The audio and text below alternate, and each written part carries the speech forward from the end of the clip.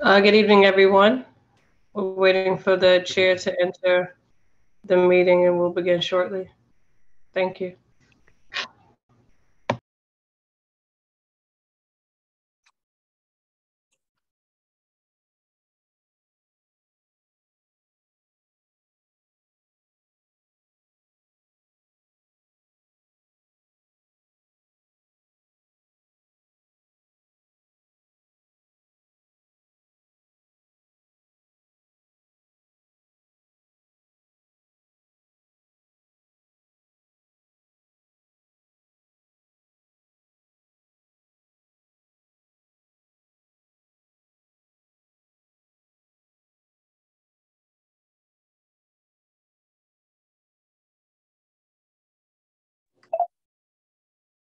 Can you hear me?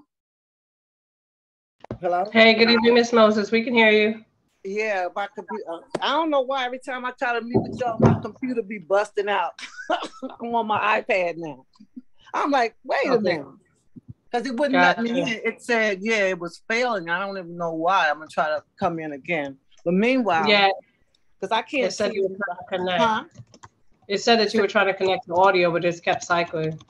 Yeah, it kept going around. I said, well, you know what? Maybe I ain't supposed to be meeting with y'all. and you know what? I can't see nobody. Hey, and probably because it's my birthday, they're like, what are you doing, girl? Oh, happy birthday, Pat. Yeah. Well, I don't like when I can't see anybody. Yeah. Happy birthday to you. Yeah, so I can't see who's coming in, but I can talk. Thank you. So thank you for spending it with us. Well, listen, you got 2 more minutes. Don't worry about it. Listen, by the end of this week, I'm going to be good. But anyway, so you're going to have to help me out because, like, I can't really see people, you know. Sure. So I'm still trying to get it on my computer, but I wanted to at least start the meeting. I wanted to ask you, I didn't get any response back in terms of our guests. Oh, no, Mr. Dale is here. Oh, okay. Hello? Okay, but you didn't respond back, so I didn't really know if we were doing the Yeah. He confirmed. Oh, okay. So he's going to be here then. Yeah, he's here. Good evening, Mr. Dale. Hi, can you hear me? Sure I can see you one at a time. So anyway, we'll give a few more minutes because I can't tell. Is Suki there? No, she's not in as of yet. Would you like to try to come back in on your computer? Give it another try? Or you're good? Yeah. Well, no, I'm going to try and come back. I can do both. I can try to come back in on my computer, on my iPad now. But I can, I can try to. I don't know what happened here. Okay, we'll give you a moment. Go ahead.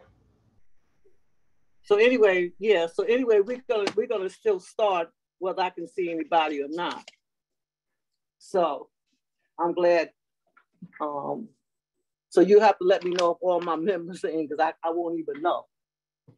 So we'll give it like about maybe 3 more minutes, and I'm gonna try to come back in. Okay, sure thing. Yeah, I'm gonna try to come back in now. Hi, everybody. Hi.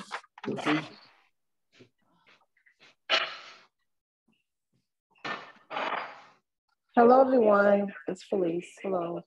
Hello. Hi, Felice. Hey, everyone. Good evening. Hi. I'm going to try to come back in now. Let's see.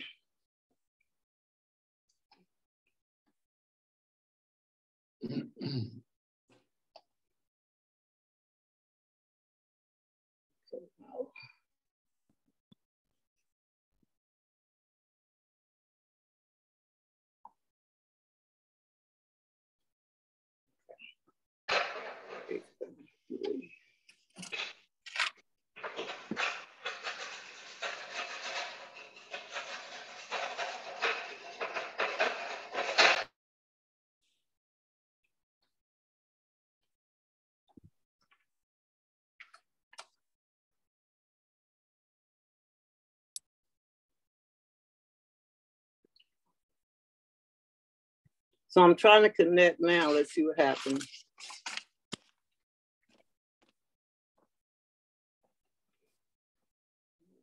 not connected.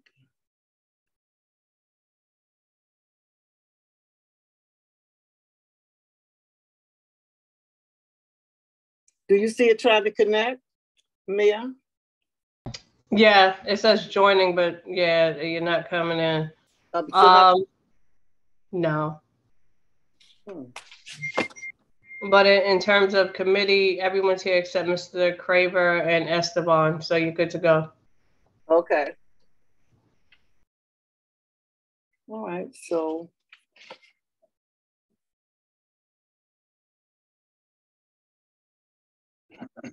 Warren is there. How come he didn't say none? Yeah, Warren is here. Hey, Warren. I'm sorry, I didn't hear you. Well, you can't see me either. No, hold on.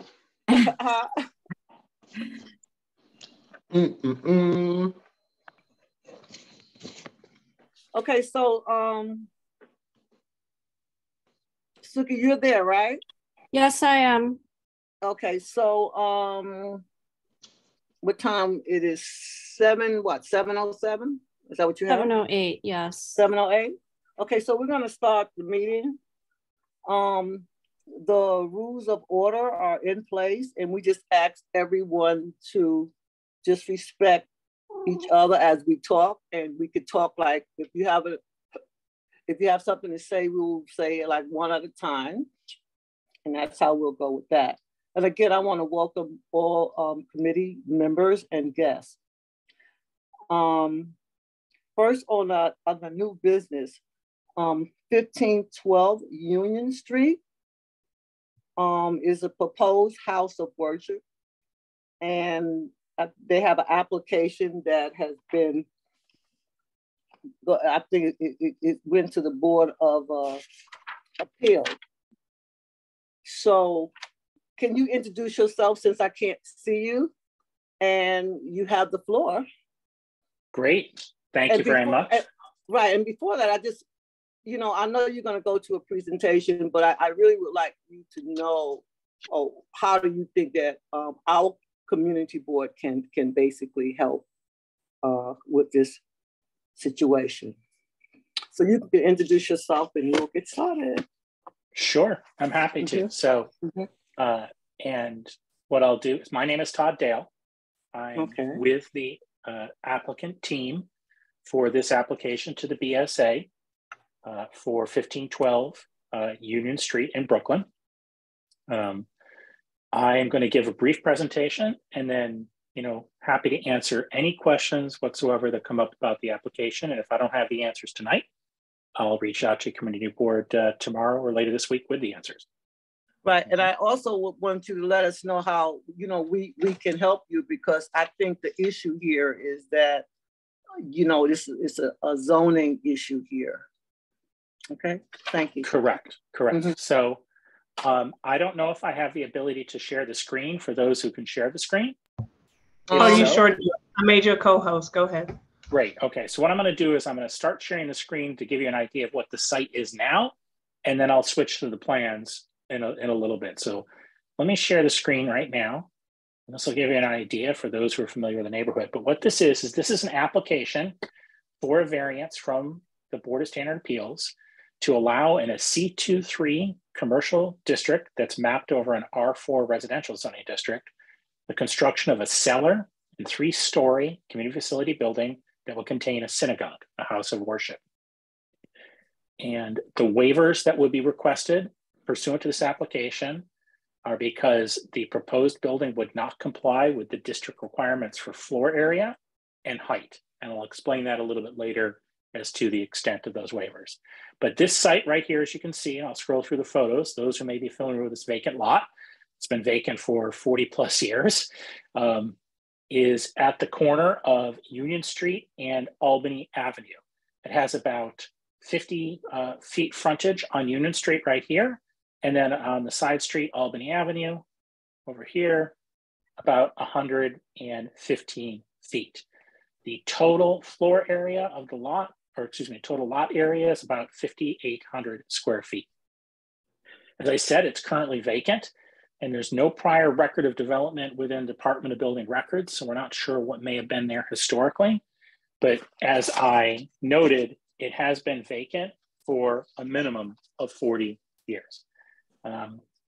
This proposal, and I'm going to go ahead and close out now, and I'm going to go to, you'll see me scroll through my Dropbox here, because I think this is the easiest thing to do. And this will give you a rendering, and I can scroll through the plans as we need it. But essentially, as I said, this proposal is seeking to build a cellar and 3-story, hang on, oh, sorry.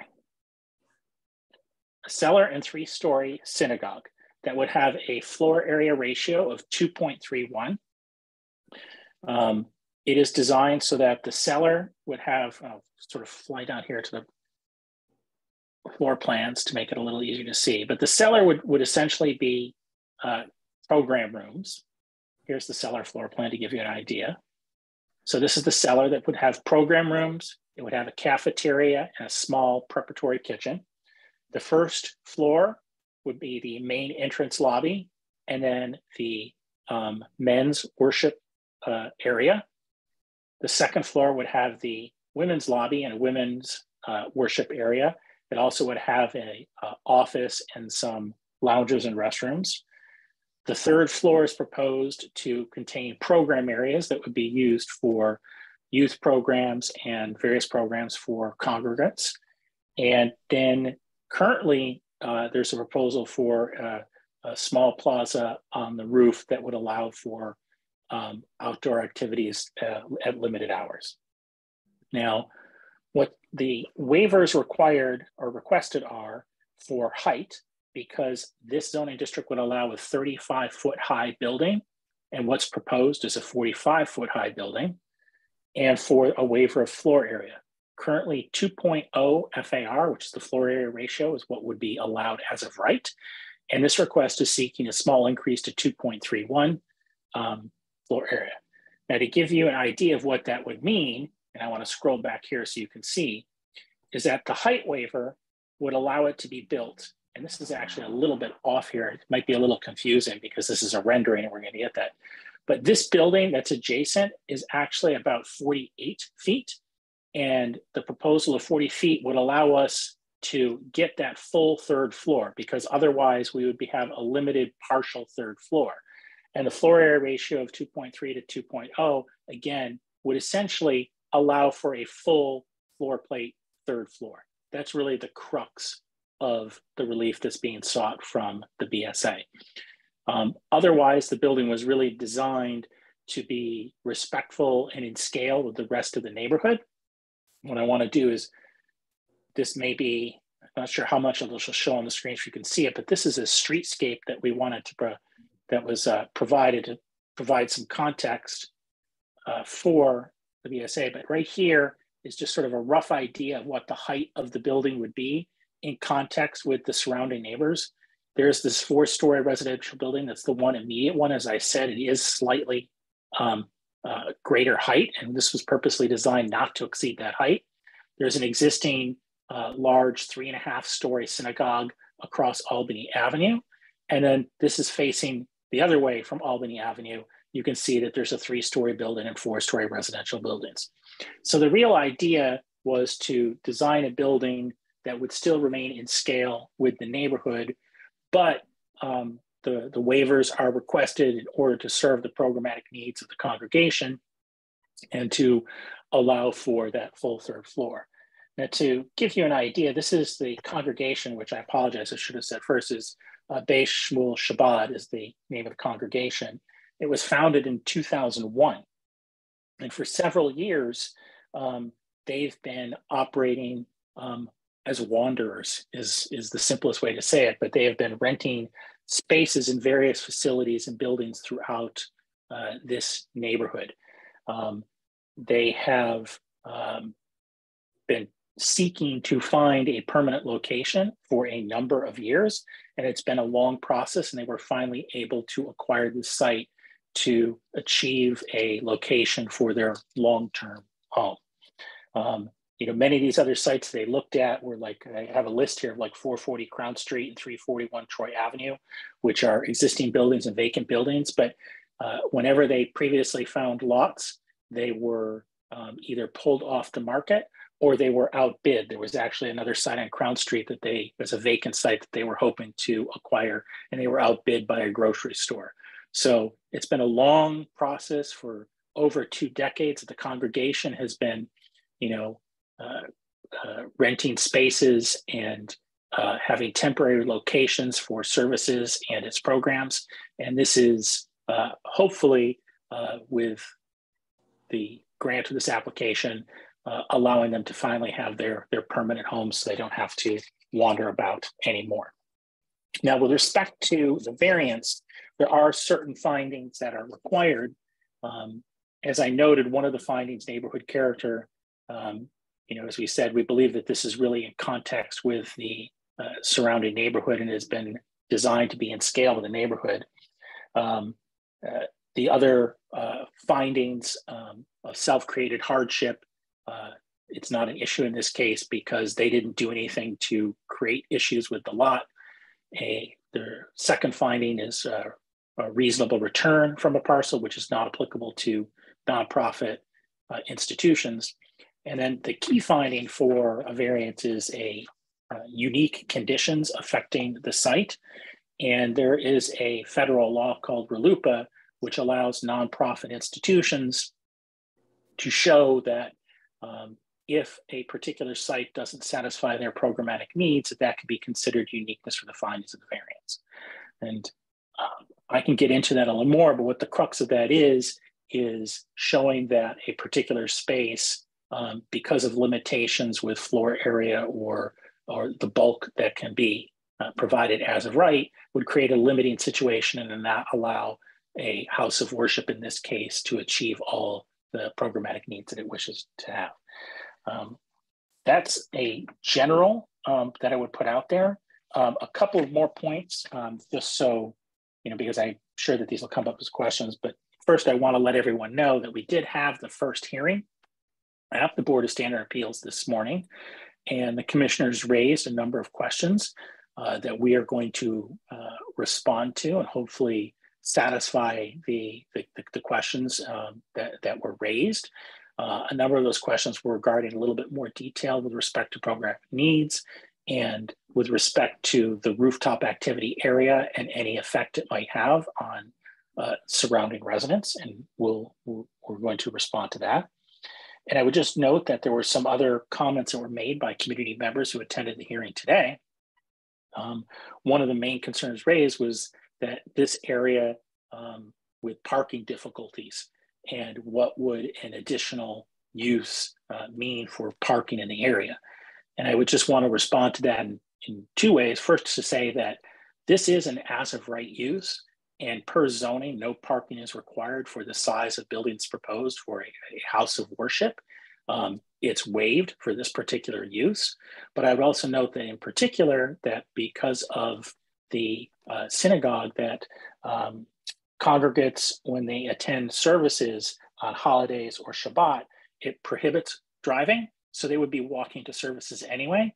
So even if parking were required, provided the congregates who would be attending services and functions at the synagogue wouldn't be driving to the synagogue anyway. So we hope that alleviates some of the concerns that were raised by some of the members of your community who attended at the hearing today. But we're going to respond to that in writing when we make the follow-up submission. So that's my initial survey of the application. As I said, the 2 waivers requested are for the bulk of the building, but not the use, which is a permitted use. And it's to have a 10 extra feet higher on the building, 45 instead of 35, and a slightly larger building, a 2.30 floor area ratio as opposed to 2.0. And really the intent of that is to allow for that full floor plate on the 3rd floor, which would allow for multiple program rooms. I'm happy to answer any other questions that might come up, or I can share any other aspects of the application on the screen if there's something that might help address some of the concerns or questions that your board has. Okay, so Mia, since I can't really see who hands is raised or whatever, we'll take them in an order.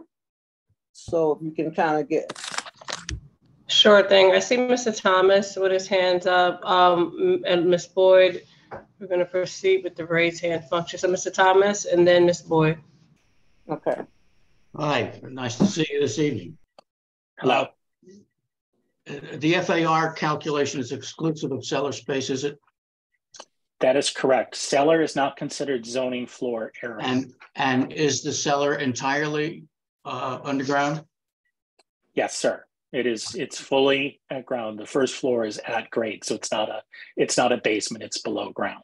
Got it. And one thing, sure. And one thing I'd also note about the cellar is that, you know, in order to help satisfy some of the space concerns for this congregation, they've actually reached out to the Department of Transportation to seek approval to build a vault. And for what that is, just to clarify for those who may not know that term, normally when you build on your lot, you build up to the lot line. A vault would be an underground space that extends out to the sidewalks, beneath the sidewalks. And what it does is it creates a slightly larger space than the building that would be above. And this congregation, you know, trying to be respectful of neighbors and not to have as much bulk above ground, is reaching out and is hoping to propose to use this vault space to provide additional program space and functional spaces in the cellar space that would not increase the floor plate of the building. So that's something I wanted to mention about the cellar. Thank you, Ms. Boyd. Yeah, you mentioned that the BS, is it BSA? Yes, the Board of Standard Appeals, sorry, I say BS. I abbreviate a lot, so if I say something, please interrupt. But the Board of Standard Appeals, it's the city zoning board, yes. Yes. What were some of the questions that they had for you that you were supposed to be answering outside of the parking issue? So I would say there's two types of questions. The first, which I won't really get into detail, but some of them were more, I would say, mechanical. Like they wanted some of the information removed off the plans to make them more zoning specific. They wanted a little bit more information about whether this was in a flood zone, things that I would say are more, you know, black and white to answer and not require an explanation. The two primary threads that were raised at the hearing, and I would also say if anyone has any questions, that the Board of Standard Appeals hearings are available online for review. So if you have additional, you know, time and you want to watch those hearings, you can. But the two primary threads were, there is roof activity space that's proposed as part of the current plans. And the idea behind that is that during limited hours, notably during Sukkot and perhaps some other holidays, and also if they have any youth programs, they want to be able to let the children just run upstairs and get some fresh air. The BSA raised concerns about the roof space and whether that would create any disturbances for adjacent residences. So we're going to review that. We would like to maintain the roof space if at all possible, but we realize if that's a concern and we don't think, the BSA doesn't think it's possible, we'll consider some, you know, alterations to the design or additional screening. You know, we would make sure that there would be no amplified music and there would be no lighting that would be directed otherwise. But really the roof space is up on the 4th floor and it would essentially be an attached building to the adjacent residence. So our belief is that this particular roof space would not create significant disturbance even during limited hours of use, because it would be 4 stories removed from the ground floor and that there would be no immediate windows or residential buildings, you know, right next to it. It would be the roof of the adjacent building. But that's something that, you know, the BSA asked us really to look at, review, and consider, you know, supplementing our proposal or revising the proposal so that it would be suitable for the community.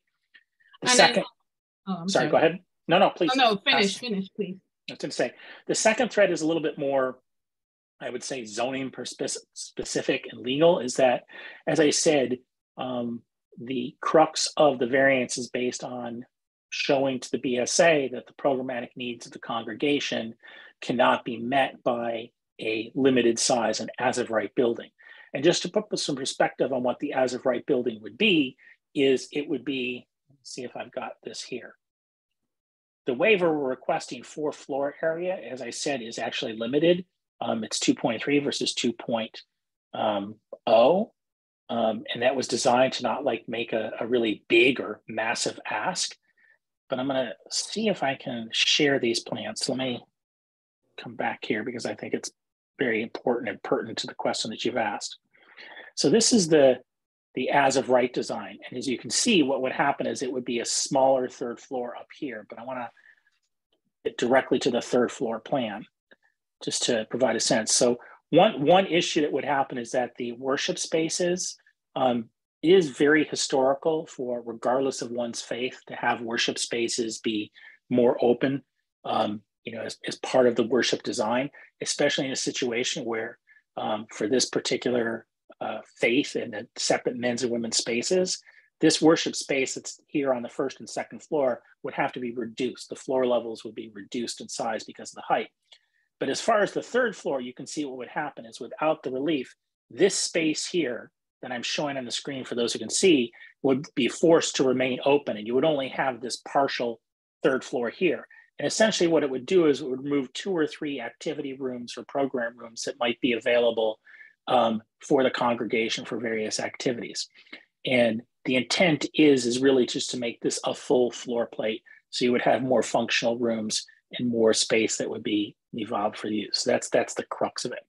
That said, the BSA asked us to provide more information as to the programs that the congregation hopes to provide.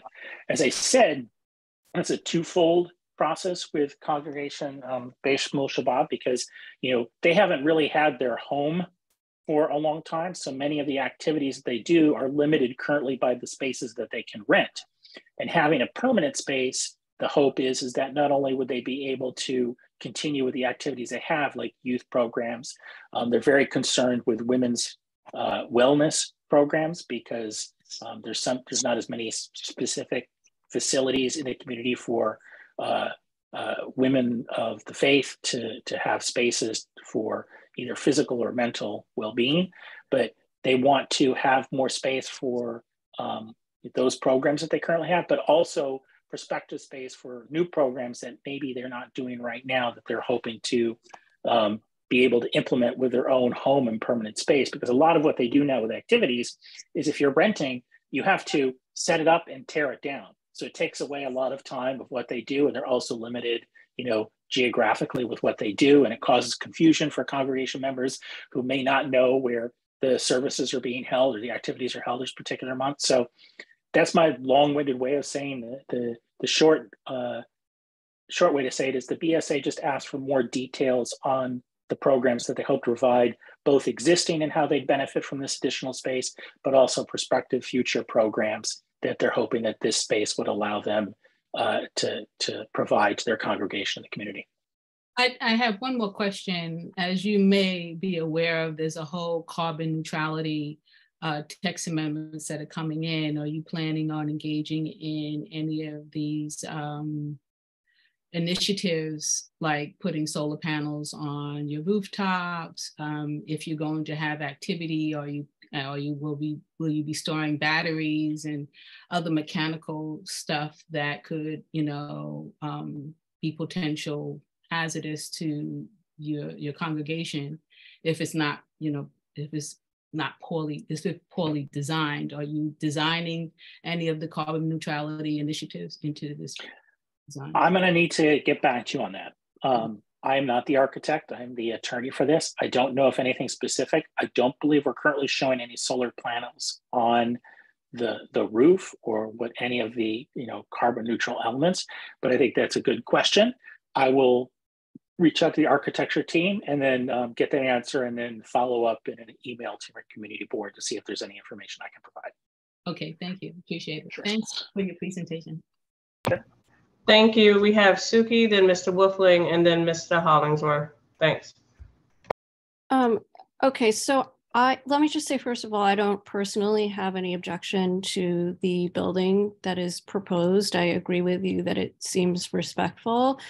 But as to the legal standard for the variance, does the RLUIPA standard require that the programs that the congregation wants to do have to be religious in nature? I mean, it sounds like these are good programs and they're community-oriented programs, but they're not necessarily, you know, worship type activities. And so I'm wondering what that RLUIPA standard requires. I haven't looked at the case law or anything like that. And my second question is, how big is this congregation, and is it a relatively stable size? I'll answer the second question first. Okay. I believe the congregation right now is 380 to 400 individuals. I believe that's what we had in the latest programmatic needs, and it is fairly stable. Okay. Not necessarily for growth. As far as RLUIPA, you asked some good questions. I wouldn't say like certain statutes have very specific findings that have been set forth that ones to do. The RLUIPA generally applies. What it is it's a religious organization that has programmatic needs. The programmatic needs may not specifically be religious in nature. So it could be a religious organization that provides a general service to its congregation, or it could be a service that's provided to the community as a whole. And I think that my analogy would be something like the Salvation Army, which has religious history to the organization, but isn't necessarily a specific religious activity when it's doing like clothes donations or something of those lines. So I think you ask a great question. It's more the organization definitely is religious, and then the activities may or may not be specifically religious in nature, but they tie to the programmatic needs and the hopes of the organization. And just something I'm wondering about, yeah, that's fine. And just something I'm wondering about, you showed kitchens, like prep kitchens in the cellar. Did DOB approve that? Because like we've always heard that you can't have, you know, for a house, you can't have a kitchen in the cellar. So I'm just a little bit surprised by that. It would be allowed for a facility of this type, a community facility. Okay. And just to give you an idea, I want to make something very clear, and we're going to note it on the plans. And should the BSA approve this, we'll make sure that it's in the resolution, that there's no commercial catering that's proposed or planned for this site. I want to assure your community board of that. That's not the intent.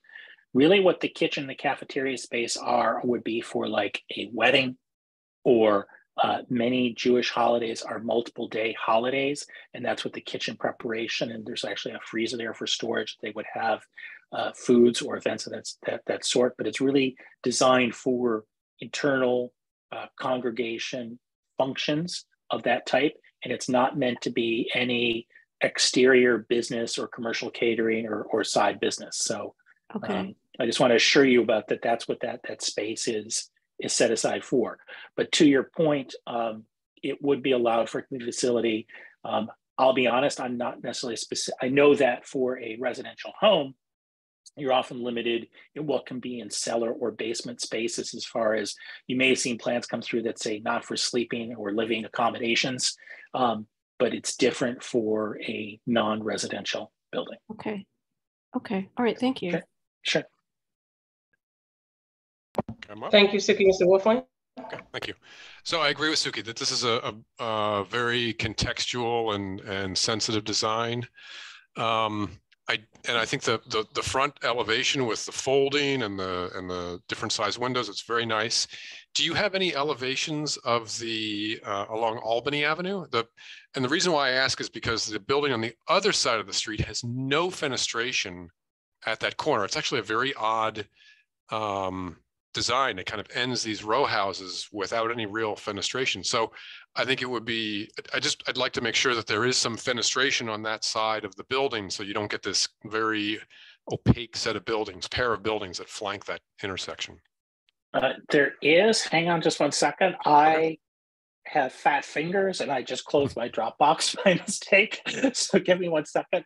I'll get to the proposed plan and we'll see what we have there.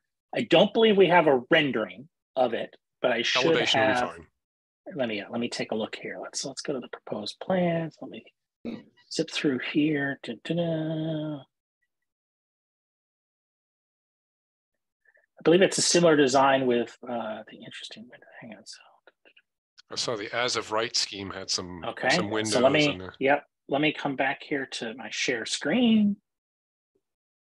There you go. There's your Albany elevation right there. And you can see that it has a design reflective of the front where you have these long vertical windows here and then these windows here. But yes, that's a great question. Right. Okay. And clearly that front facade is the primary facade. There's no confusion about which one is the primary. So that's very nice design. That's the front. And just to let you know, one of the things, one of the concerns that's often raised that we've come across with community facility organizations is that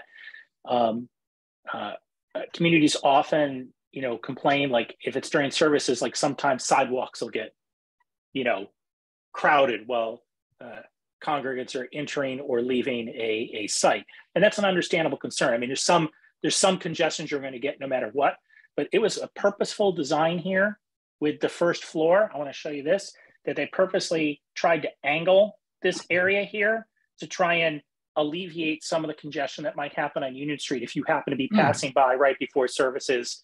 The hope was that if they had the entrance in a little bit, that it might help ease any potential congestion you might have from pedestrians going by. So it's just another little step that there was consideration of trying to be a good neighbor and not a bad neighbor.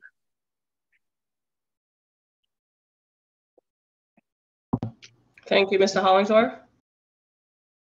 Yeah, I just have a question. That first slide that you showed, it went by pretty quick. But with this new construction, are there existing windows on the Albany side of the existing building? And would they? There are not, and that is a great question. So let me go back and go to the original filing and see if I can find a photo there. But there are not, because one thing I also want to point out is that this isn't as of right building would be allowed as a community facility. It'd be a smaller structure, but it would be allowed. And because attached buildings are allowed in this district, historically, these buildings have not had windows on that side. So let me see, let's do this. Let's go back, and let's go to the photographs. And then I'm gonna go ahead and share.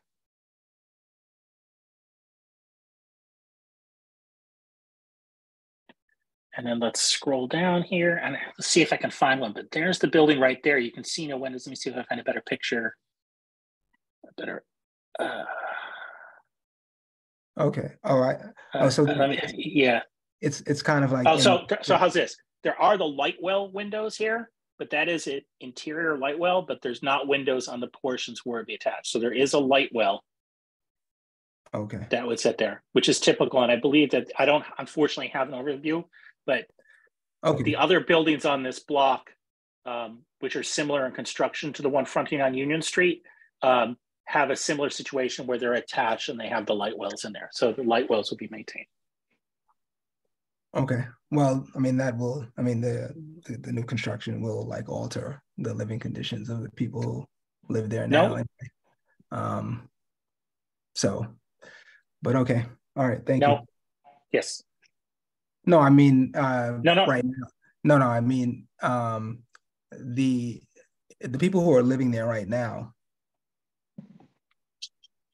let's say someone when this new building goes up, that will affect, their light, the airflow, that's, I mean, I know you're allowed to do that, but I'm just saying, like, I always think about the people who have become accustomed to living there for 40 years, and this new construction will alter their way of living. I know that's not really an issue for you, but, it's kind of unneighborly, in my opinion.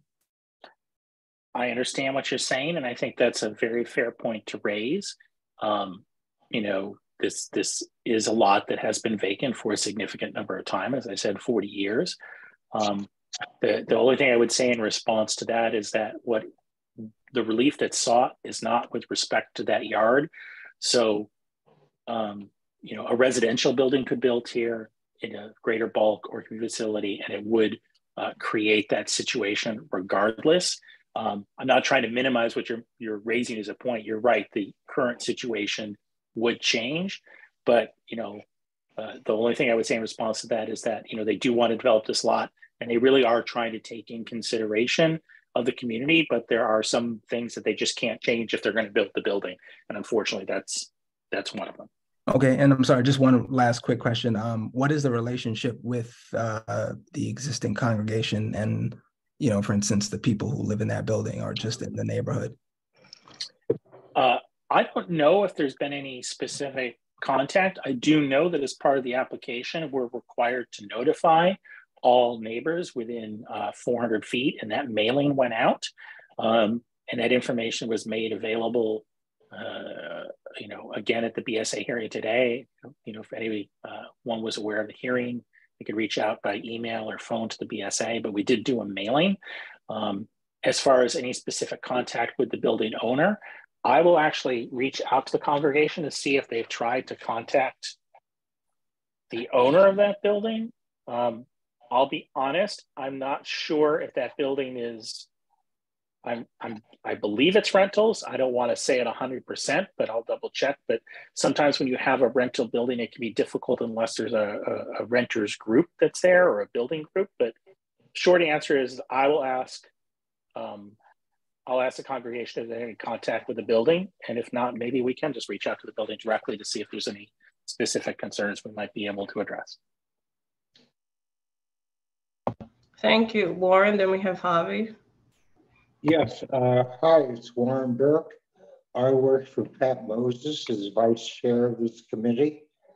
I don't know what the discussion is and how people like Michael and Alicia are entering discussions in terms of neighborhoods they've never been to. And I have to tell you, excuse me? Is this not a public meeting? Do I not have the right?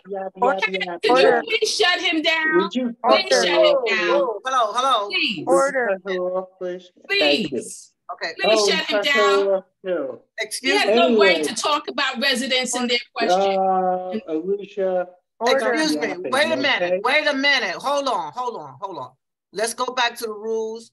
I would just say, you know, for everybody, just state what it is. We don't want personal attacks from any side, one way or the other. And I don't like people screaming amongst one another. So let's just be respectful. Let's just stick to the issues and let's move on. I agree with because we are going to close out. We're not going to continue. No. You're not going to close out. This is why I'm first vice chair. There's a lot of people speaking here that do not know the neighborhood. He sounds like he's drunk. Could you cut her off, please? Thank you. My point is the following. No personal attack. No. My point is the following. We have an application here that has nothing to do, okay, with really rezoning. What it has to do is providing an establishment to take care of our children. And I have to tell you that I find any other comments, I question that. But the following was my recommendation. We don't know what's going on here. We don't know what the planning division is asking. And my point is that we should take a hiatus on this in order to find out what the final questions are and then to make a judgment. So thank you.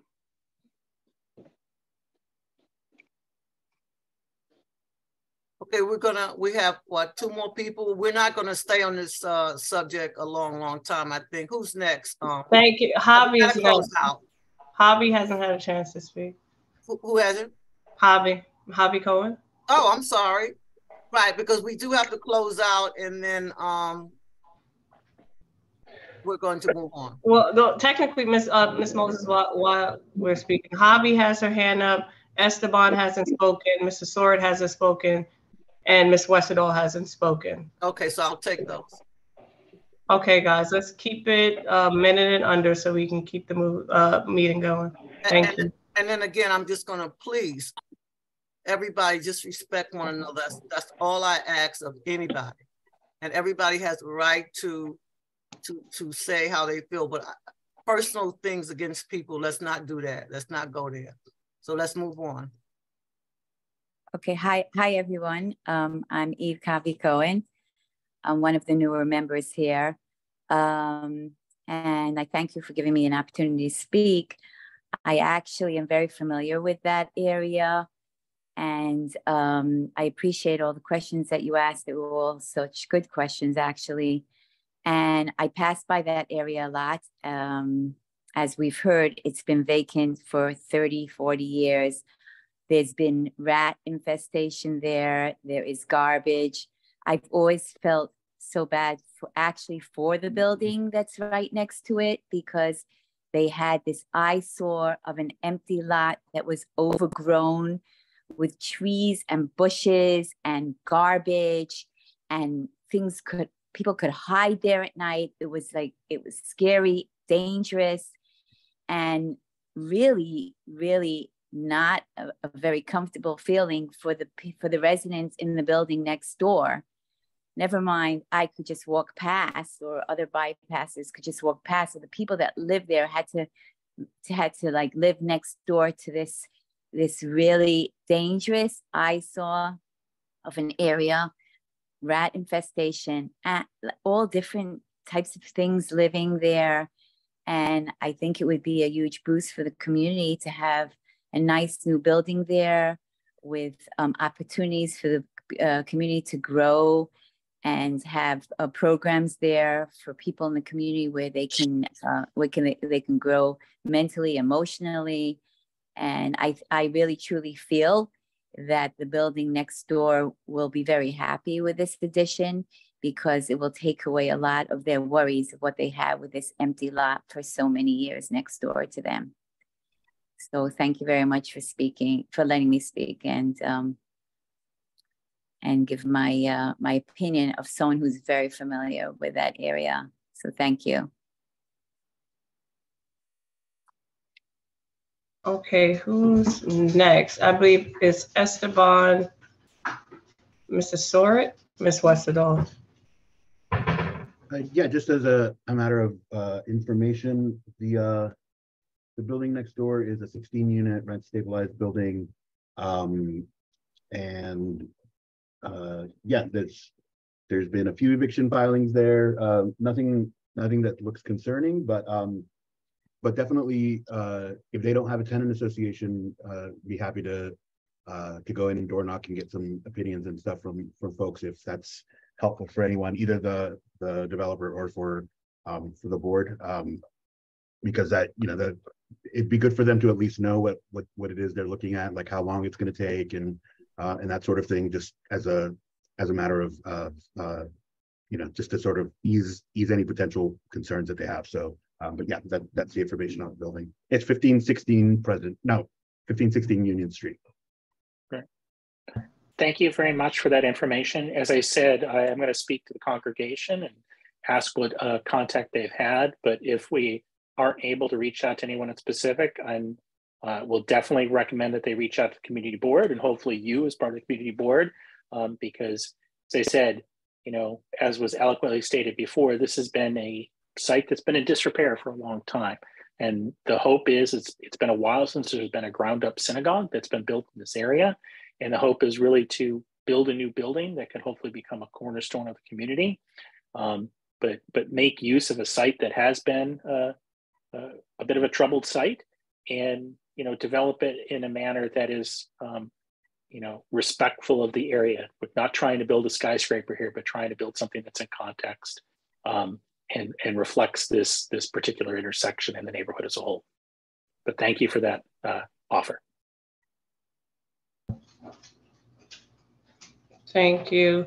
Oh my God, I lost my place. Ms. Sword or Mr. Sword or Ms. Westerdahl? I forgot who was next. Ms. Westerdahl, are you there? Yeah, I'm here. I think Jay Okay, was. go ahead. Okay, so it sounds wonderful to have a new synagogue built. My concern, seeing recent development in my area, is that it would be done properly and respectfully. There's a new development very close to my house. There's a huge crack in the sidewalk. They're not putting up proper permit postings. It's being done dangerously. And it's not pleasant for the neighbors, the digging, the building, it's hard on them. So I'm just wondering if the neighbors have given signatures and if they've are okay with this. It sounds like it's going to be a lot of building, and that can be very hard on people mentally and health wise, and it can destroy their buildings. You know, walls can collapse. So is it really going to be better for them? If it is, great, but it may not be. So please look at that when you're building this building, if it happens. Thank you. Thank you for that comment. I would say to that point is, I don't know the particulars of the buildings to which you're referring, but one thing that I would note that would be of benefit with this particular site is, you know, this is a situation where the construction would be for the benefit of the owner, as opposed to, you know, there are certain times when construction takes place, which I'm sure your community is well aware of, where you have a construction of someone who's building something to rent or to sell to somebody else and may not have as much concern. But these are people, this congregation, who want to build this in a respectful way that's going to last a long time. They've been looking for a home for 20 years, and they want to make sure that this is done right and is a benefit to them, but also the community. And, you know, I can assure you that I think will really help alleviate some of the concerns you have about being, you know, cracks in the sidewalk or a dangerous situation. There are some realities of construction that, you know, when you build something, it will take time, and there is going to be, you know, some noise and activity, but the DOB has notification processes. I'm not an engineer or an architect, so I will defer on to what happens, but I do know when you build something, you have to put permits up.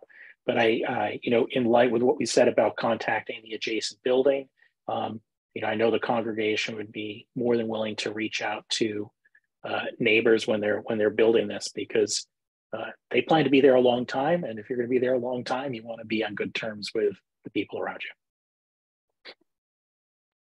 Thank you very much. Mr. Soret. Sure. Can you hear me clearly? Can you hear me? Yes, I can. Yes, I can.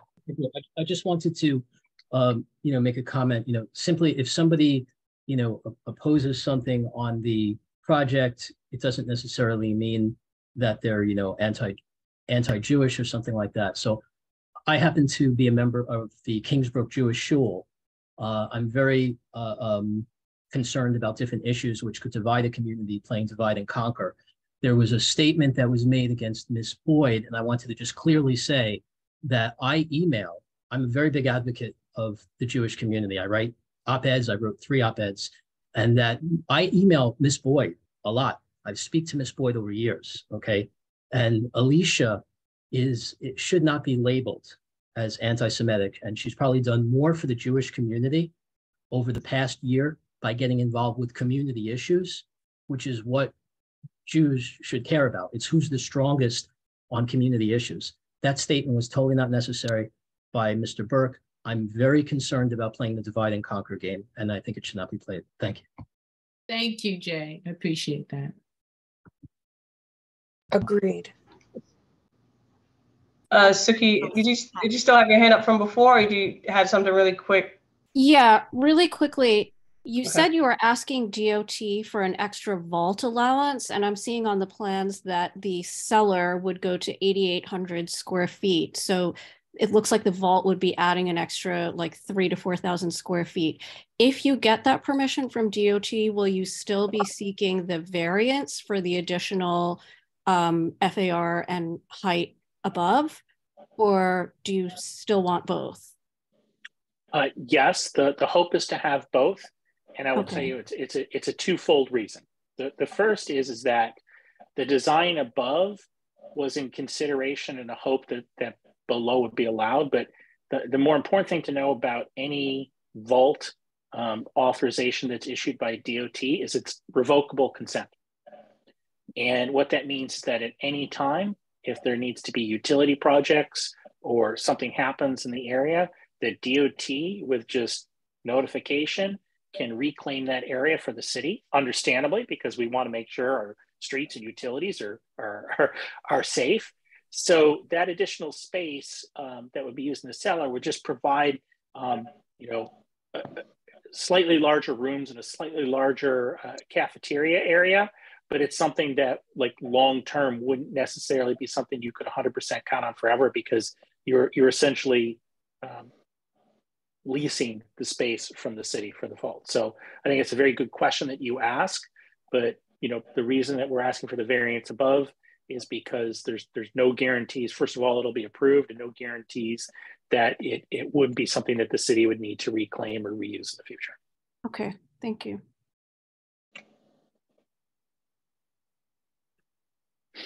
Okay.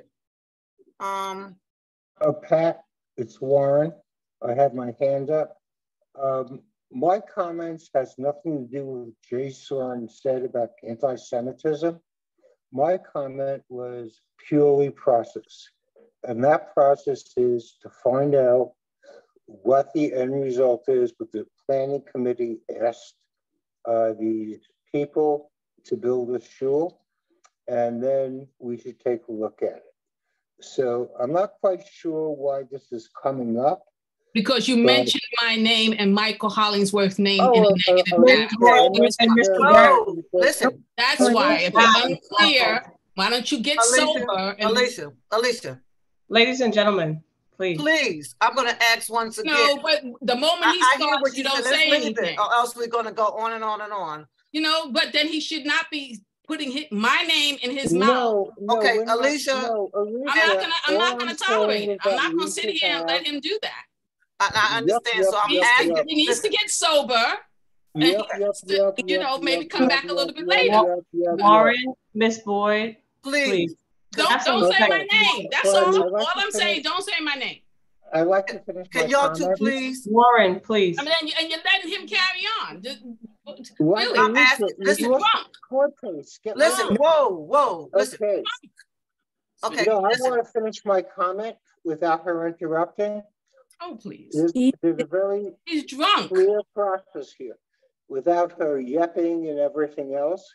Is that let's get the answers that the planning committee said, and then we should take a look at Order. Excuse me. We don't need any other further outbursts. Warren, thank you so much, but I'm going to mute you now. Thank you. Ms. Boyd, I'm going to mute everyone so that we can move the meeting forward. Please have respect for the space in the meeting. I understand how everyone feels, but please let's have some respect for the meeting. Thank you. Thank you. Let me just make something real clear. When I started out, I talked about, the rules of conduct, and we have guests here. So I am taking over as the chair now, and I am just asking everybody just to respect one another and let's stay on the subject. And I am not going to sit in a meeting where people are going back and forth on personal issues. So I think this is a issue that we need to address. And I just wanted to go back to Mr. Dell. I just want to say the reason that, I brought it forward is because at the end of the day, I think that you are out of compliance with the R4 2-3 zoning. And I think it has a commercial overlay, right? And so that's why, so that's why we're here. And the second was that it had something to do with the R4 C-2 zoning, which has to deal with the building height. So evidently it's just a 3-story. So what is it, that everything there is a 2-story and your building is a 3-story? Just to clarify, if I'll just say the specific request or the specific issue that's before the Board of Standard Appeals is we are seeking a variance to permit this proposed building. And there's 2 waivers that would be required. So if we were to satisfy the Board of Standard Appeals and they granted the variance, they would grant us a waiver to allow a 45-foot height building, whereas the zoning requirements only allow a 35-foot high building. It has nothing to do with the stories, it's the height.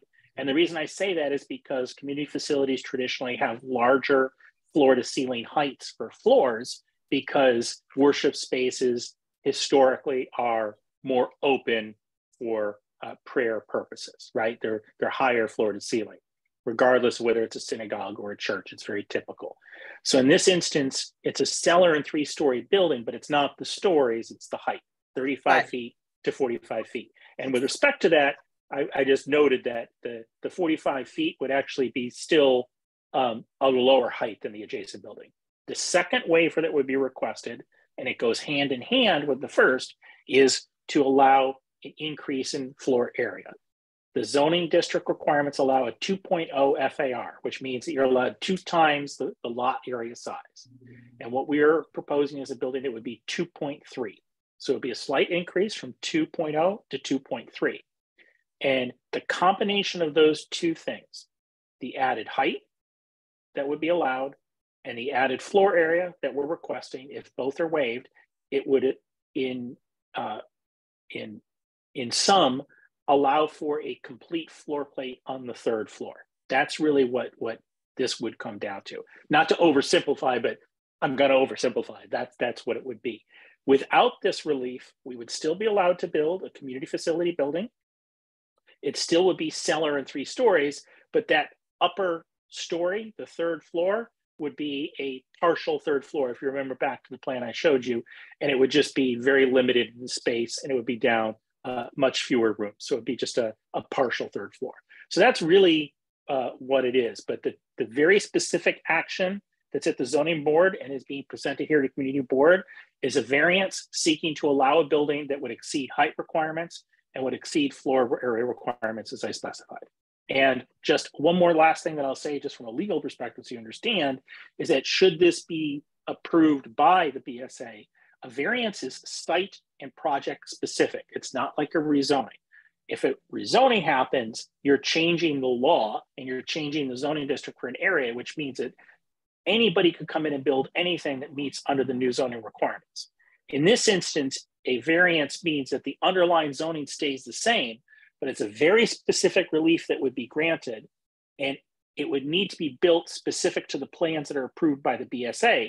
And you couldn't vary from those plans because they're going to be stamped approved. If you tried to change the plans, you would need to go back to the zoning board and come back to your community board in order to get an amendment to the relief. So there's a big difference between a variance and a rezoning. A variance is site specific and project specific, whereas a rezoning is just a general change to requirements that allows much more flexibility and change without any further review or oversight by any city agency.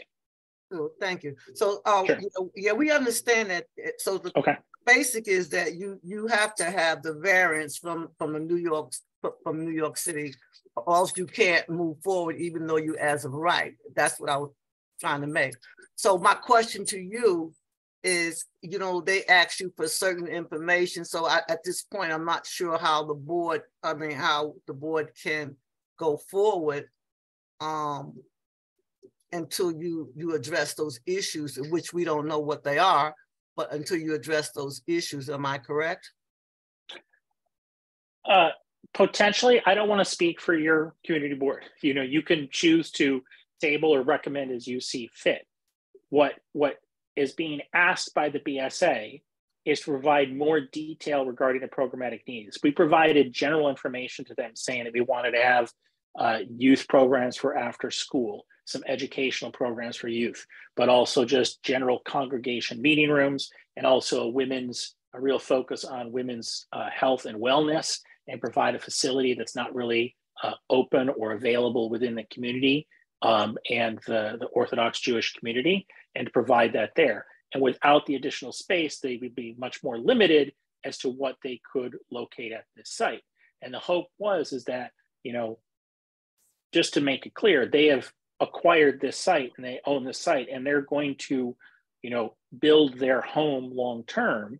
But the hope is that they can really build a home that just fully addresses all of their needs, and to request these, what I would say are, I don't want to say minor because they are waivers, but they are not like massive waivers, but like the height waiver, a limited amount of waivers, the height and the floor area. As to your community board's choice, when we do respond to the BSA, we will include more details regarding those programs in our submission, and your community board will receive a copy of any updated materials. I would defer to you as to how much more specific you would need, you know, how much more specific information you would need to make your decision regarding those programmatic needs. Well, no. Okay, so yeah, so I think someone had, and I think that would really also help with the building is also, they talked about the people in the community. I think there's a building or something next door that they talked about. I think if you got some, you know, approvals from at least the residents that are right within that area, that would also help too. As I said, I'm going to reach out to the congregation to see what contact they've been able to have with the additional space. As I forget the gentleman's name who confirmed that it is a rental unit building, and you know, to see what's going on there. But I will reach out to the congregation to see what contact they've had with that adjacent building. But just, you know, like, it is not immediately adjacent to any other structures.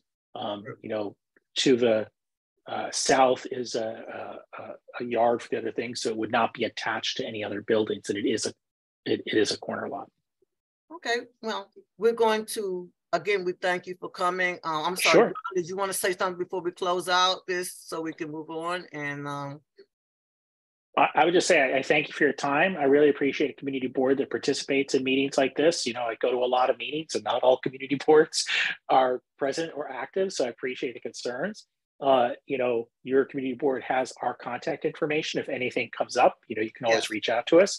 I do not have the next assigned hearing date at the BSA. It has not been assigned. They normally wait a couple days before they'll give it to us, but I'm expecting the next hearing at the BSA would be in July.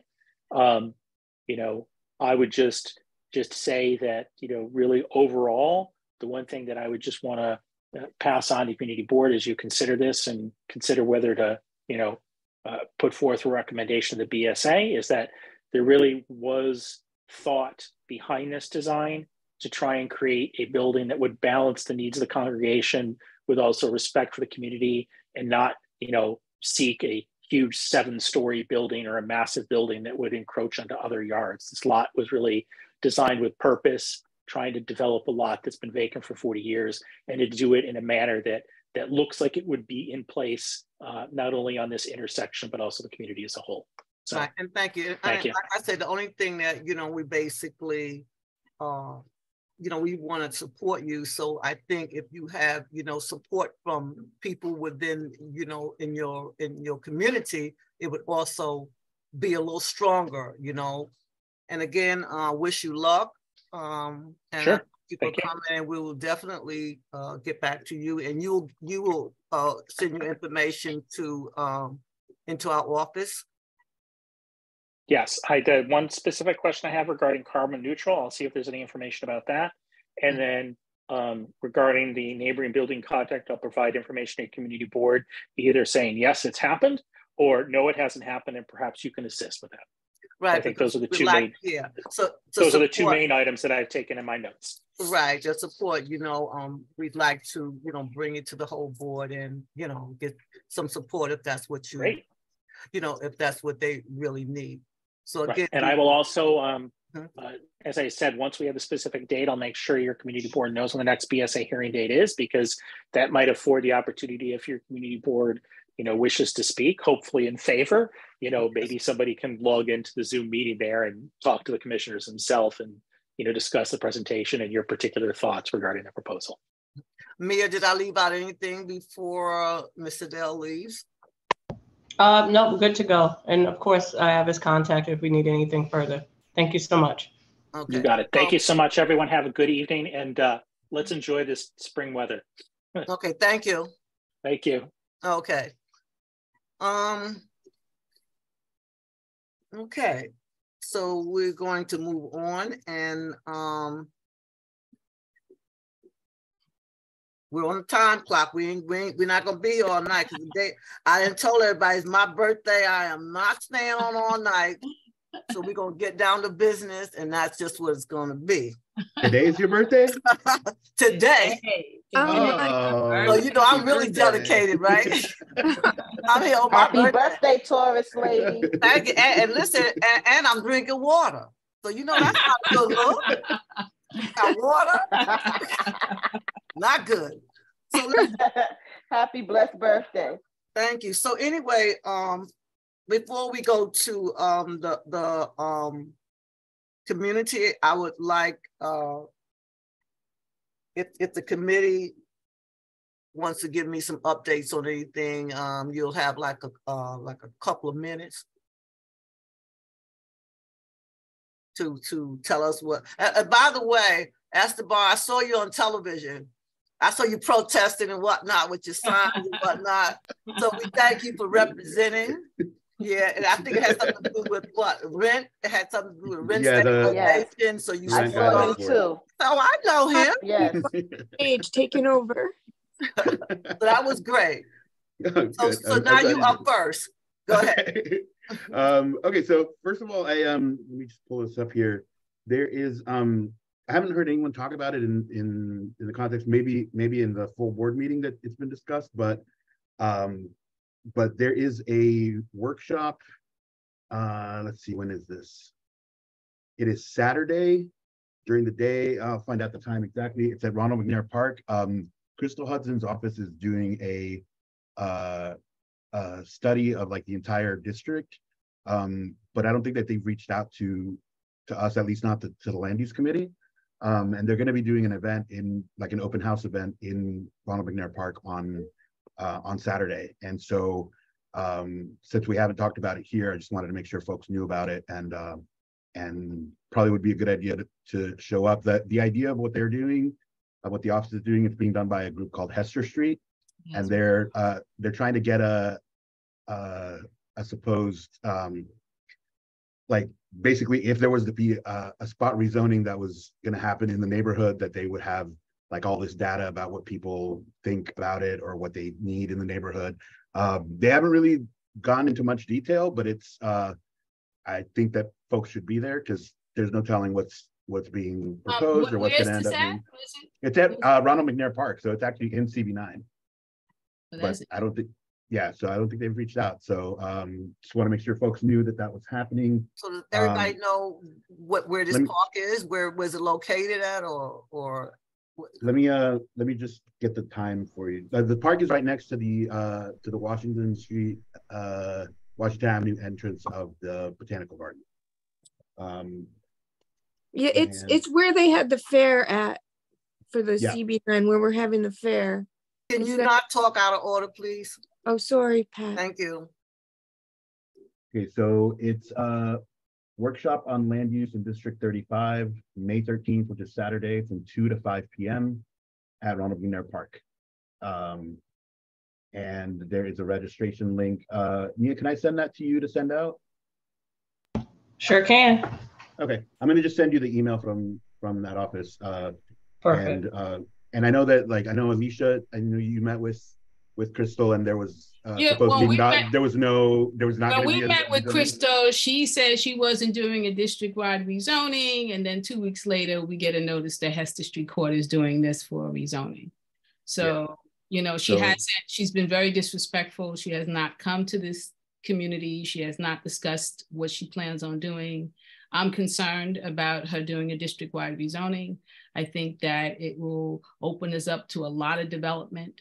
And I think that we need to let Crystal, it needs to be very clear that Crystal needs to be speaking to us before she decides what to do in our neighborhood. Agreed. And then also just an update on the rent guidelines board. They proposed some pretty steep increases in comparison to previous years. And there will be some borough-wide hearings. I think the Brooklyn hearing is on June 15th at the new auditorium for what is that college? Anyway, we'll have a meeting before the next time, but definitely if you're a renter and you want to speak about and you're a rent stabilized tenant, you want to speak about rent increases, that would be the time to do it. And you can reach out to me, and if you need help preparing testimony or anything like that. There'll also be a Zoom hearing as well. And also, if you're not a renter, but you're a homeowner and you want to speak on behalf of the folks that live in your block or in your in the neighborhood, that's totally welcome as well. So, and that's all we got. Thanks. Yes. So you might want to send that information to Mia so she can send it out. Thank you. Excuse me, Suki. Listen, how many chairs here? 15 of them or what? So what I was going to ask you, if you could send that information into the office, and also because I'm quite sure that housing would definitely want to, you know, zoom in on that real quick. And again, we thank you for protesting. You know, like I said, you look good on TV and stuff, you know?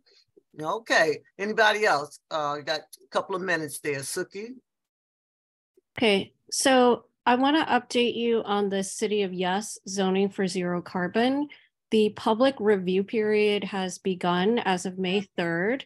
The full environmental assessment statement was released, as was the changes to the zoning text code. And after this, they're giving 60 days for community board review until July 3rd. So when we discussed it in our committee, the EAS, of course, came back with a negative declaration to say that there really was going to be no impact of the changes to our community. But we don't agree. We think that if these some of these new technologies are widely adopted under the new rules, there will be a significant impact in our community and citywide, particularly for lower income communities or communities of color.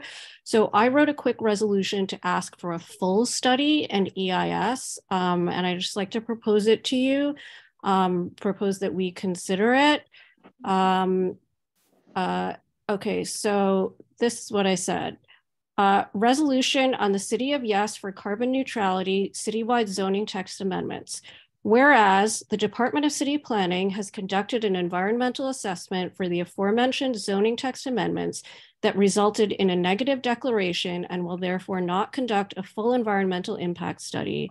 And whereas if the aforementioned text amendments are required to make certain energy efficiency projects feasible and widely adopted in accordance with city and state policy, then these text amendments can be expected to have a significant citywide impact on visual resources, historic and cultural districts, health and safety, and parking availability. And whereas if the aforementioned text amendments are not required to make these energy efficiency projects feasible or widely adopted, then citywide text amendments are not required, and the limited number of projects seeking changes could utilize the variance or zoning override process. Therefore, it is resolved that Brooklyn Community Board 9 requests that the Department of City Planning either conduct a full environmental impact study on the citywide impacts to visual, historic, and cultural resources, health and safety, and parking availability, or withdraw the citywide text amendment and allow individual developers to pursue variances or zoning overrides. Yeah. And I'd like to move that we consider this resolution. Hey, it's Warren. Suki, I think you should send it to us so we can consider it for next meeting. I did email it to you, just Warren. It should be in your email inbox. Okay. In any event, I don't know if we're prepared to vote on this. Any other participants have thoughts? I second the motion. This is Nicola. Just Warren, because we don't have a lot of time, and no, simply asking the Department of City Planning for an EIS would actually give us more time, because right now we only have until July 3rd to give our full opinion on 17 proposals, which, you know, they really didn't study the impacts. And, you know, as volunteers, for us to do that, it's a tremendous amount of work. Okay, I agree with that. So I'll support that.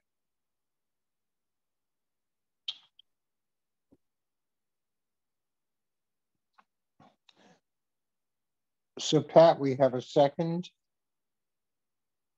Oh, no. What I was asking her, which I was muted talking, nobody heard me. We need to really read it and see it. So I was wondering if you could send it into, send it to us so that we can review it. Who's we have to review it? Because she already sent it. When did you send it, Suki? You don't have it. We don't have it. I have it. Huh? It was sent. I read it. Who Thomas. I read it as well. Is it there now? Is that what you're saying? It should be, I think, yeah. Oh, she just sent it. I think she sent it at the beginning of the meeting. Oh, okay. Listen. Okay, so at the beginning of the meeting. Okay. It was sent at 7:07. I take back my comments. You don't send something at the beginning of the meeting. Thank you. When are you? Okay, so I thank you for that. And you said that's there's a motion on the floor that has been seconded. You have to dispense with the motion. Well, I didn't know it was a motion on the floor because we were still asking questions. There was no motion on the floor at this point. Well, she put a motion on the floor, and who put a motion on the floor? Suki. I put the motion on the floor and Nicholas seconded. Nicholas seconded. So that has to be this. You have to deal with that. So let's vote on it. So the motion is that we consider passing this resolution to ask the Department of City Planning to conduct a full EIS on the City of Yes carbon neutrality text amendments. Okay, so you understand that when you put the motion on the floor, we have to bring it forward to the executive committee. Do you understand that? Okay. Yes. Because I can't okay. So, is there any discussion? Well, I want to raise my hand. Any discussion? I raised my hand. Who's that?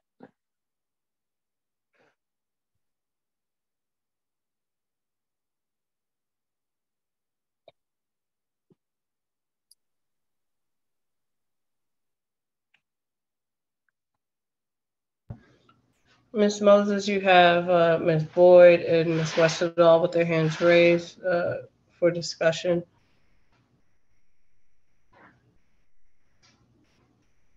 And I'm sorry, I'm talking muted. So 1,000%. Yeah, that's why I'm like, go ahead. But I was muted. Go ahead.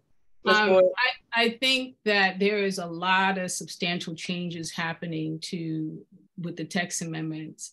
One that I can point out just right now is the fact that we border a sensitive ecosystem, the Brooklyn Botanic Gardens, and the fact that they're increasing the ability to move from 40 feet to 55 feet, the mechanical equipment on the top of the building would automatically cause damage to the Brooklyn Botanic Gardens only because we've done that study already. We've already analyzed the shadow impact along the Brooklyn Botanic Gardens. And so we know that adding that additional feet would add about 3 more hours of shadows onto those very sensitive ecosystems in those greenhouses. And so just that one example shows that an environmental impact statement should have been done because there is potential damage. But then we're talking about the entire New York City. So we're talking about if we have one particular issue that we could point to and say, yeah, it should have had an impact, then think about everywhere else where they're talking about changing the facades. They're talking about, increase in the heights of the solar panels. They're talking about an increase in heights of the shadow. And then they're talking about covering the buildings, the entire rooftops, 100%. That will have a major impact on our community because we're a very low-rise community. So the visual integrity. So there's a lot that this zoning text amendment is going to change, and yet there's been no impact, no environmental impact, along with, allowing commercial vehicles now to take over private parking, you know, and have private parking now compete with commercial vehicles inside parking lots and inside public parking and private parking. Is this relevant? All of these things will have an impact on the community, and it could be a negative impact, especially on residents, with increased pricing. If you now have to compete, private cars have to now compete with commercial vehicles. So I think that definitely when you're doing something of this nature and there's so many changes. I've looked at the text amendment, and it's amazing the amount of changes that they're doing for the carbon neutrality. There should have been an environmental impact, no question about it. So I'm glad that CB9 is considering it. Okay, thank you. Who's next? Mr. Wolfland. Okay, and let's try to keep this down. Keep it down to like no more than 2 minutes, a minute or two. Let's just get to the point and let's move on, because we're gonna bring it to a vote in a second. Okay, actually, Tara had her hand up first. So Tara, if you want to go first, or do I have to? No, you go ahead. Go ahead. Okay, great, thank you. So just as a little bit of introduction, I am an architect. I've been recently appointed to the community board. I hope to be able to serve on this subcommittee. I'm an architect that does primarily affordable housing, but I'm also very invested. The last 2 decades of my career, I've been creating sustainable buildings. And I think we have 2 crises going on right now. We have an affordable housing crisis, and we also have a climate crisis. So I think we as a community, as a city, as a state, as a country, need to be doing everything that we can to be cutting our carbon emissions. And I think many of the proposals in the zoning for zero carbon will be meaningful in that regard. There are proposals that will allow for expansion of coverage for solar panels on the roofs. It doesn't go from 0 to 100, it goes from 25% to 100. So there is an increment there, but I think the increment that might happen, the shading that might happen on adjacent lots or adjacent buildings is really a diminutive amount.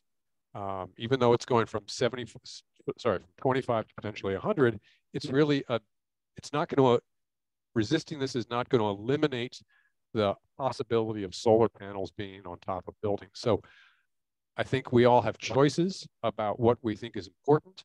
I personally think reducing our carbon footprints and the impact of human caused climate change, it's our responsibility to do that. And I think the zoning for zero carbon is one of the ways to do that. So I appreciate the desire to see an impact statement, a very detailed environmental impact statement, but I do think that we have an obligation to be looking to reduce our carbon footprints. Okay, thank you. And so one more, and then we're going to who's next? Me. Okay, quickly.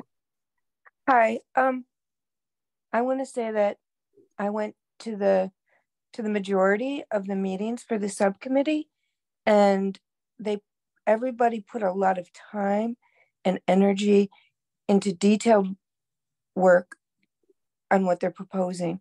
And I wholly and strongly support the subcommittee's proposal that Suki put forth and Nicola seconded, having attended all these meetings. So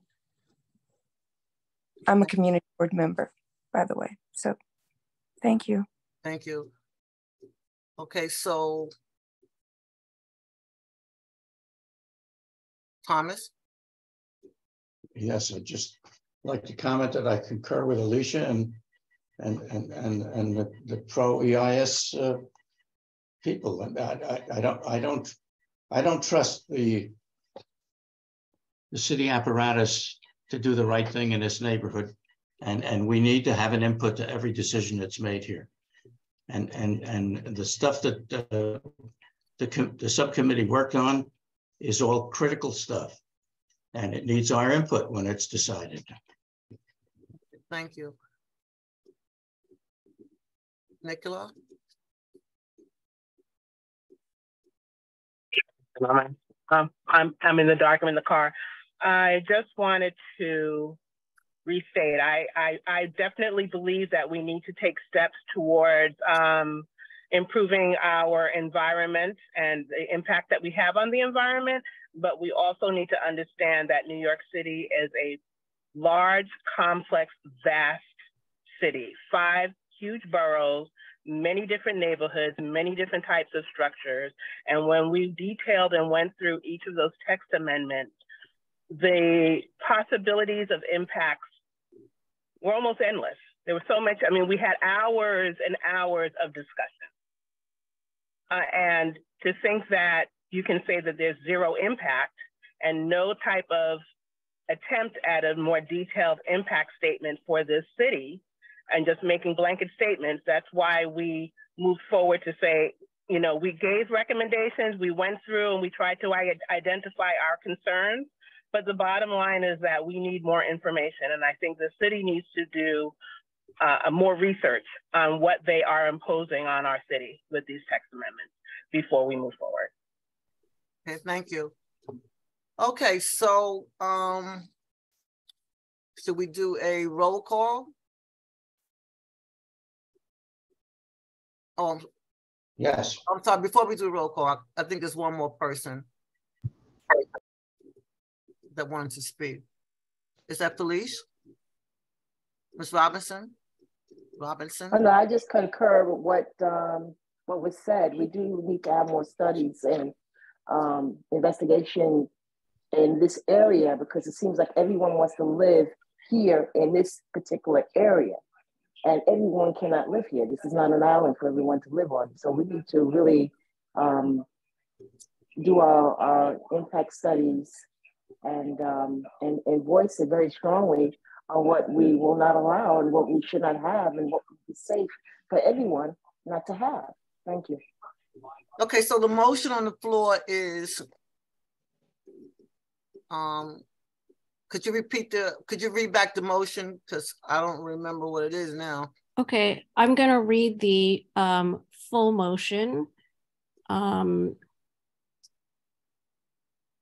Whereas the Department of City Planning has conducted an environmental assessment for the City of Yes for carbon neutrality citywide zoning text amendments that resulted in a negative declaration and will therefore not conduct a full environmental impact study. And whereas if the aforementioned text amendments are required to make certain energy efficiency projects feasible and widely adopted in accordance with city and state policy, then these text amendments can be expected to have a significant citywide impact on visual resources, historic and cultural districts, health and safety, and parking availability. And whereas if the aforementioned text amendments are not required to make these energy efficiency projects feasible or widely adopted, then citywide text amendments are not required, and the limited number of projects seeking changes could utilize the variance or zoning override process. Therefore, it is resolved that Brooklyn Community Board 9 requests that the Department of City Planning either conduct a full environmental impact study on the citywide impacts to visual, historic, and cultural resources, health and safety, and parking availability, or withdraw the citywide text amendment and allow individual developers to pursue variances or zoning overrides. Okay, so this is what, and correct me if I'm wrong. When I was asking for the motion, I thought the motion would be to move this letter of resolution to the full board. That's what I thought that we were. Okay, yeah, that's fine. That's fine. So can we put it in that kind of order?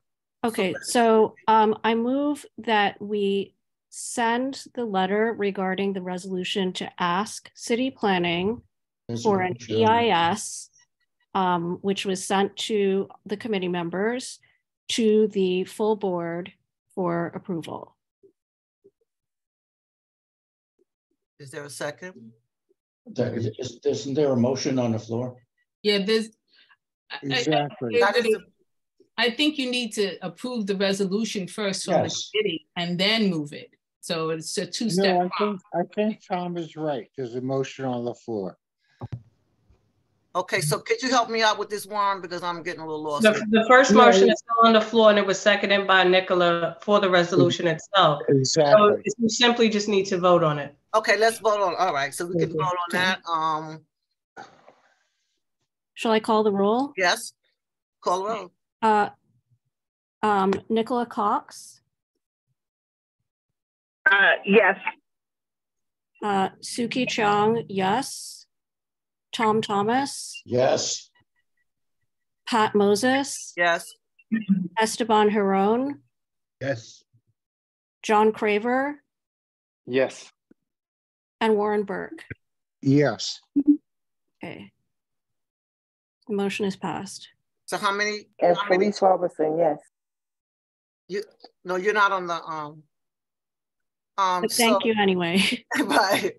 So the motion passes, and so we have another motion on the floor now. We have a second one on the floor, or just that? No, just that.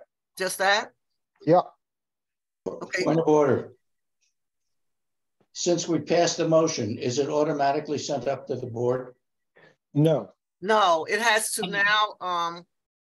Okay, what happens now is it's going to go in front of the executive committee, who will bring it forth to the board. So they will read it and then they will bring it forth to the board to vote on. Must they approve it for it to go to the board? Yes, we can't do anything. It has to go through the exec, and then it has to go to. Right. So they're meeting. So the meeting that our next meeting, full board meeting, is in, I think, May. I'm not quite sure what the date is, May. So hopefully we'll be able to vote on it in the May meeting. Because like Suki was saying, I don't know why they give us all this stuff like that. They know that we break for the summer, and then all of a sudden we get all these different things where we could barely keep up. But I also wanted to say to the committee that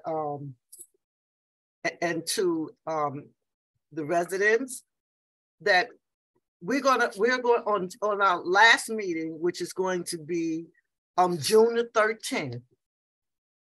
We're asking as many people as possible to come out, because there's going to be a presentation that's set up for them to come in with the City of Yes.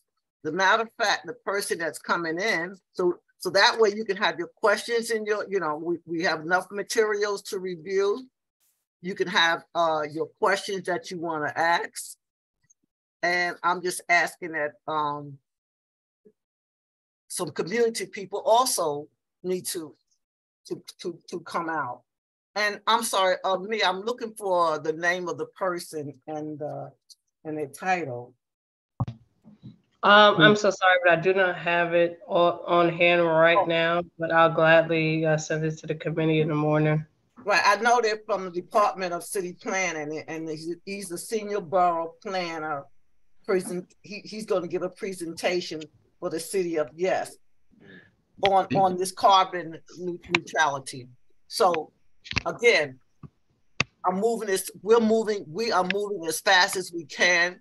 So that June 13th meeting is going to be really, really, really important. And Alicia, if you can get some community people to come out, because we got to move. I mean, we only have to like July 3rd. I know. So it's definitely, so you guys are conducting a hearing that day as well, and that you're taking comments from the public as well as questions?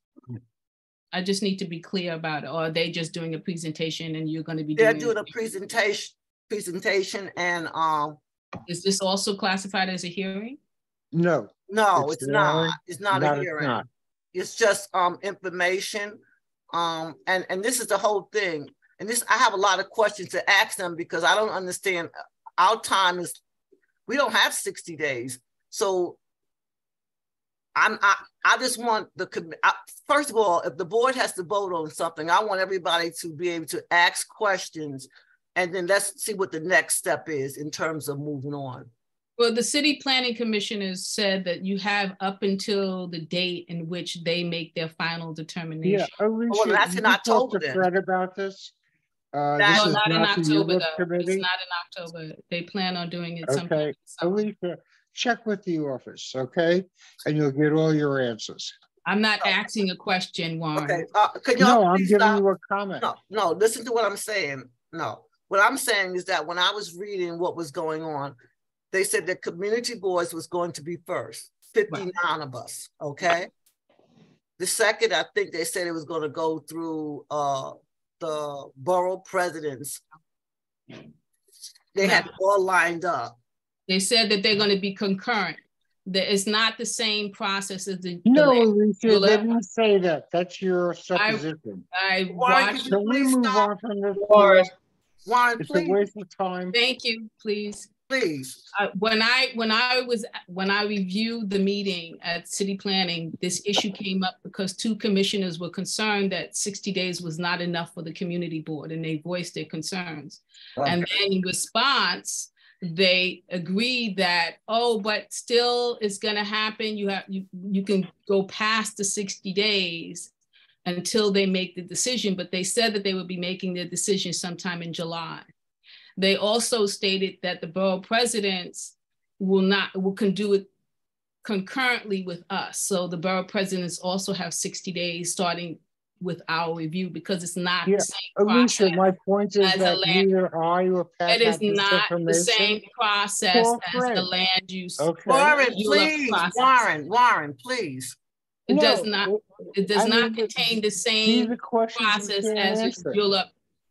You know, I don't understand why you don't mute him. I don't Order. understand that. I'm talking and he's You know interrupting. why? You know why, Alicia? So why Because is it you're that you part guys of are the not? group. Warren. Listen, This is crazy. please, Warren, let her finish, because I asked the question, and I want to say something that because I think this issue is really important before I close out. And I'm trying to get people, first, I think people need to go online, which I did. And I read that the whole process is going to end in October. And if you go online and you can Google that, because they have it all lined out. And I wanted to say, for all the people that didn't make that April 24th meeting, you can go online and listen to everything. It's available, and I'm just suggesting that everybody go online. You don't have to read, you can just listen to what was being said, which I did. So it's a lot. And right now we only on the first phase. There's like 2 more phases after this. And so at the end of the day, we want to be able to at least have some input. That's all I'm saying, because it's really complicated. And it's a lot to go over, and we cannot just go. That's why we have a separate a subcommittee, because it's just too much to go over. Again, I appreciate everybody participation, and y'all was like showing out tonight, but no, you got to get Warren in check. No, don't say anything. Sometimes y'all just please don't say anything. If you're going to say my name, I'm going to say anything. There are new board members here and they don't know me. And he's, giving me a bad name about me being anti. Okay, but we already. That's not right. I mean, right. That's not right. And we asked legitimate questions. I didn't say anything against the project. I asked legitimate questions. Okay, we addressed that in some. That now turn into an anti-Semitic kind of rhetoric. I don't understand. Well, and it's not helping for a board member to say that about a community resident. And that's why I said that's why I don't want any personal things said. That's right. So he needs anybody. Because I didn't say anything about Warren. I don't really care about Warren. Okay, so can we move on now? Now, y'all, I'm all confused. Let me just say something to the whole group. Y'all should have really been nice to me today because it's my birthday. All y'all showed out today, which y'all normally don't show out, and you showed out on my birthday. That's not good. I don't like that, And I didn't even go out. I stayed right here for all of y'all, and y'all showed out on me. So anyway, I thank everybody for coming again. Alicia, when the information comes out for the 13th, if you can get some community peoples, I will do my best. And at least listen to what they have to say. And might be a little long. That might go on a little longer because we don't have time to really open it up. So I'm going to do the best I can for just the people to come out and just look at the presentation. And so it's the 13th, correct? Yeah, it's going to be 13th of June. Okay. And at 7 o'clock. At 7 o'clock? Yes. That's our last meeting. Mia's going to send the information out. And Mia, y'all can put it on y'all put it on blast too, right? Yep. Yeah, so let's put it so that the community people can see it and all the board members and hopefully the board members will come because they're going to have to vote on certain issues and we're short of time. So we're just going to have to do it like we do homework. We're going to have to read and look at as much as we can and listen to what other people are saying. But again, I think it's important. And for the committee, I'm not sure if y'all meet before the 13th, but if you do, y'all might have some questions lined up. Hey, Warren, I just wanted to say to Alicia, be very careful. Oh my God! Oh my God! You should not allow alcoholics to be. I'm so sorry. Really is disgusting. I'm so sorry. It's disgusting. It's disgusting. It's disgusting. Miss Westerdahl, Mr. Burke, Miss Boyd, ladies and gentlemen, please. Please. Listen, just don't say anything. Honestly. Okay. I don't know what's going on this evening, but I don't like it. I really don't. And really, I'm telling you, I'm just not going to be dealing. I don't want to be rude and say the meeting is over because some of these things we're talking about is extremely, extremely important. And it's going to impact our community. So yes, and it's Warren, let's kick Warren, please. And it's gonna go forward. Warren, please, thank you. Esteban, before we close out, you want to say something? Yeah, no, Michael's had his hand up for a while, and we didn't have the community comment period, so I just wanted to see if you could recognize him. Oh, I'm sorry, Michael. I am so sorry. Go ahead.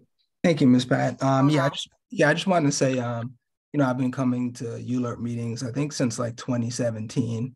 And obviously this is when we used to meet in person.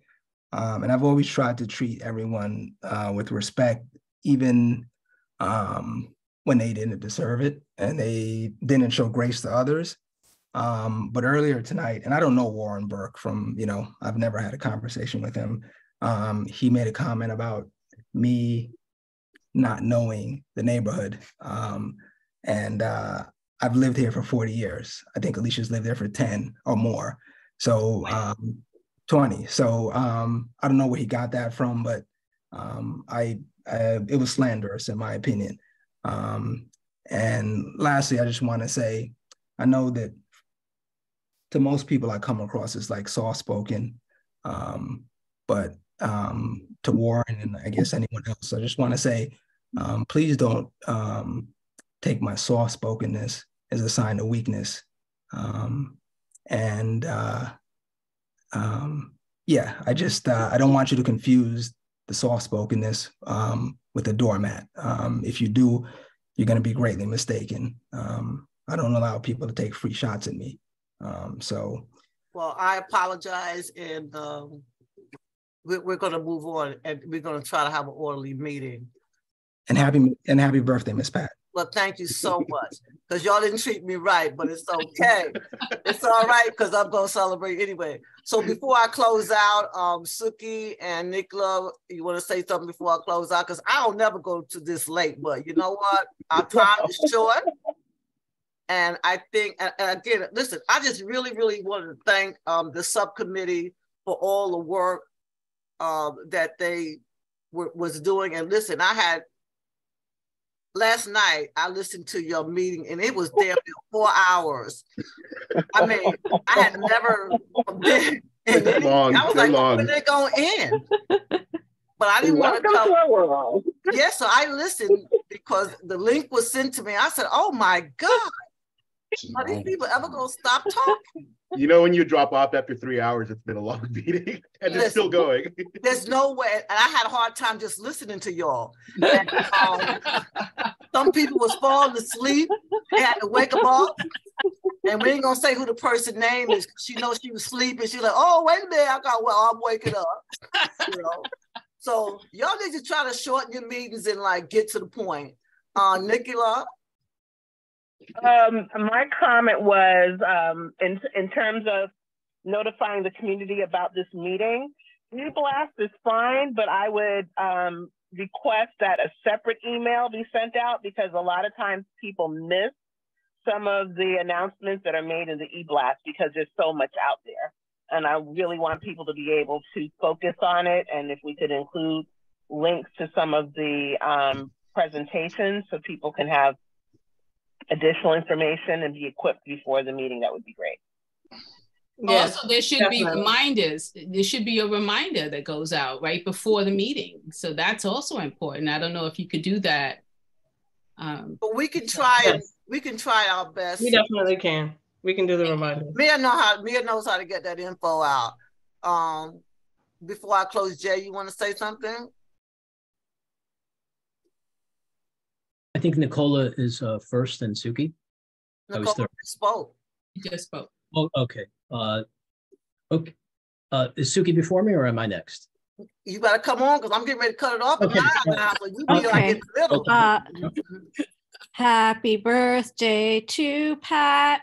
Happy birthday to Pat. Happy birthday, dear Pat. Happy birthday, dear Pat. Thank you. And many more. And many more. So Jay, you want to say anything before I close out? Well, first I'll say happy birthday, Pat. And second, I just wanted to say that there is a ULURP issue that is potentially there with regard to these cell phone towers and these cell phone kiosks that are being put up. There was a moratorium, a motion for a moratorium that was passed by the environmental committee that Tara created. And Tara was very brave on that. And it was a 3-hour hearing that Alicia was there and Nicola was there as well. So that's going to be coming. But there is a ULURP issue. As Chair Baptiste acknowledged in a the executive committee meeting, this never went through ULURP. It never went through ULURP. And he referenced 363. If you take a look at section 363, to go through ULURP, all that you need is land use effects or land use implications.